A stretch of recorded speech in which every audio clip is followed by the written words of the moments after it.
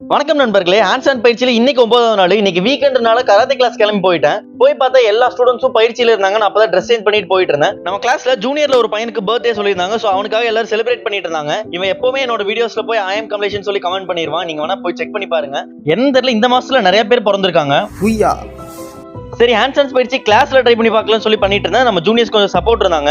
So நாங்கெல்லாம் work அவுட்டை சச்சியா முடிச்சு நான் ஜூனியர்ஸ் எல்லாருமே கிளம்பிட்டோம் வீட்டுக்கு. எனக்கு 2 நாளா உடம்பு சரியில்லை. ஸோ வீட்டுக்கு போனோடனே எங்க அம்மா ஆவி பிடிக்க சொன்னாங்க. நானும் ஆவி பிடிச்சிட்டு அன்னைக்கு ஃபுல்லா நல்லா ரெஸ்ட் எடுத்துட்டு அப்புறம் நானும் ஈவினிங் பயிற்சிக்காக மொட்டை மாடிக்கு போயிட்டேன். ஃபர்ஸ்ட் எடுத்தோடனே ஒரு 20 புஷ்அப்ஸ் ட்ரை பண்ணேன். திடீர்னு ரோட்ல பயங்கரமா ஏதோ ஒரு சவுண்ட் கேட்டுச்சு. என்னடான்னு போய் பார்த்தோம்.